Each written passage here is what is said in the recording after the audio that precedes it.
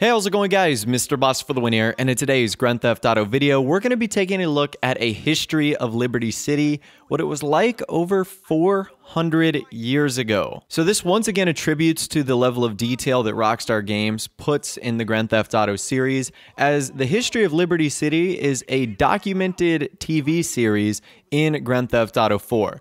So you know how in GTA 5 we have like Princess Robot Bubblegum, we have the Republican Space Rangers, we have the Underbelly of Paradise, various like fictional TV shows that Rockstar created. Well, Rockstar built a documentary into GTA 4 that explains the history of Liberty City from the Colonial Era through the Revolutionary War. And Liberty City's history is nearly parallel to New York City's history, which is actually kind of cool. So the first part of the documentary was available in the original Grand Theft Auto 4 game, while the second part is only available in episodes from Liberty City. So I'm going to leave two videos in the description. One is to the entire like 30-minute TV documentary on history of Liberty City.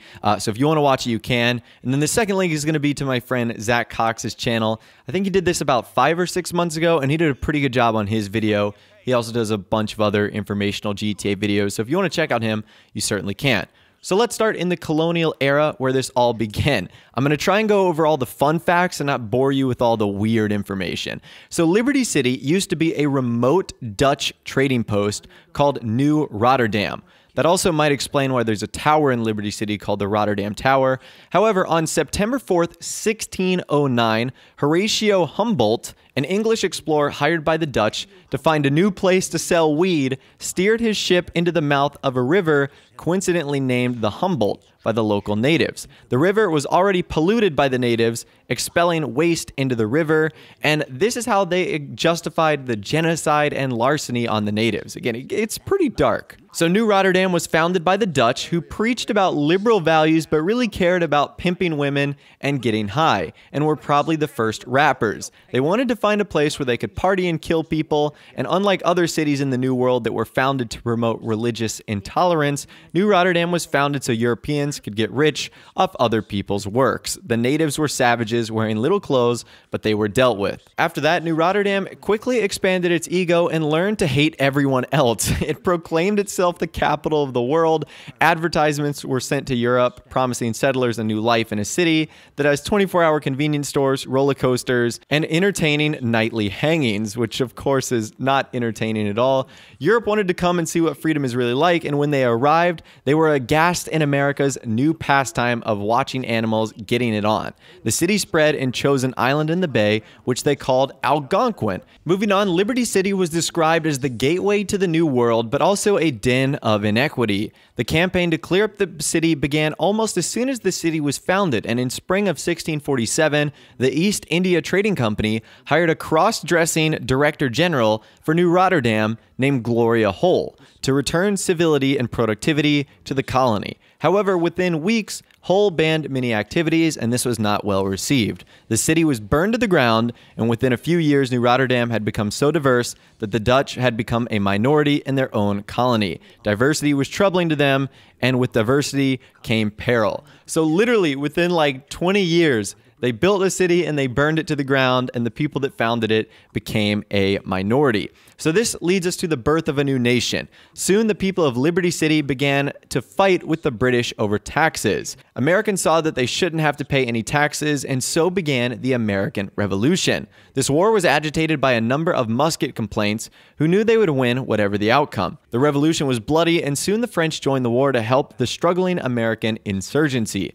The revolution ended quickly. Residents pulled down the statue of King George and melted it into gold items. The Union Jack was taken down, replaced with stars and stripes, and the newly liberated Americans celebrated. To keep the country moving forward, the capital of the nation was moved from Liberty City to a malaria swamp on the banks of the Potomac. The stage was set for organized crime and mobs to make a difference. The city soon became the microcosm of all the contrasting elements of modern life. Now we move on to the 19th century. Despite the fact that Liberty City had high prices, corrupt police, and strippers with annoying Russian accents, immigrants came in masses, especially the Irish, who were told that America was a place with gold coins, gay unicorns, and that American women were easy to get in bed with. By the 18th century, 1/8 of the Irish population came to Liberty City in 15 minutes. Now, this led to many riots breaking out. These included working class riots, anti-Irish riots, anti-English riots, soccer riots, and girl-on-girl hot riots. In 1857, when the exchange collapsed, a massive public works project was essentially completed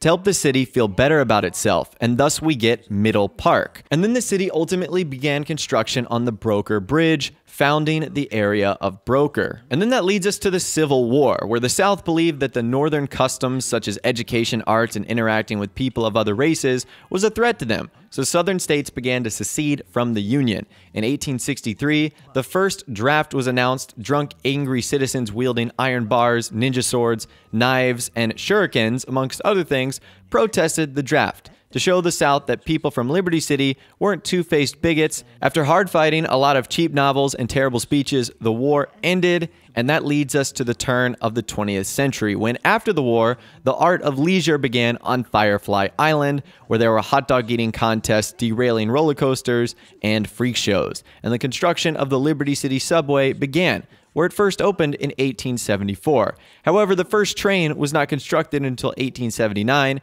so people kept waiting at the station for another 5 years. With the subway and the Broker Bridge, the advent of the suburbs began, where people could commute to work and live their own kind. This allowed Algonquin to become the center of Liberty City, where they built skyscrapers and looked down on the other boroughs. At the beginning of the 20th century, the city's overcrowding, impressiveness, and grandiose, along with the invention of the automobile, allowed it to take its modern form. Now, funny enough, there's a quiz on Rockstar's site testing the reader's knowledge in the history of Liberty City. Here are the questions and answers. The first question, why did the Europeans move to Liberty City? The answer is the Dutch wanted a place to sell weed and women. Question 2, what was the price of the first prostitute? Answer was a swift blow to the back of the head.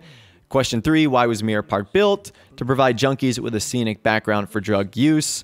The question 4 is, what is Alderney best known for? And the answers are literally all of them. You could pick any of them and you would have gotten the right answer. Question number 5 is, the first theater show in Star Junction was, answer, heavily censored by right-wing government. Question 6, the Statue of Happiness ... was presented to the USA by France in 1868 to mark 100 years free from British food and spelling. That is obviously a parody on the Statue of Liberty. Question 7, what is the famous screamer in Firefly Island? Answer is a wooden roller coaster built by drunk Europeans. Question 8, what is the weapon of choice amongst Liberty City residents? Talking about sports while grabbing their anatomy.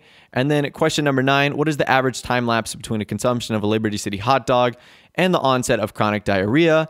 Answer is they are simultaneous. And then what is the monoglobe in Meadow Park Dukes, which is a relic from the Liberty City World Fair that they could not be bothered to take down. And even if you get all 10 of those questions right in game, you still don't get a reward for answering all the questions. But anyways, that right there is the history of Liberty City in Grand Theft Auto. I thought this was incredibly cool. It's really funny how Rockstar really parodied New York City here, and how they told us how the city came about and why it is today. I don't know. I find little things like this incredibly fascinating.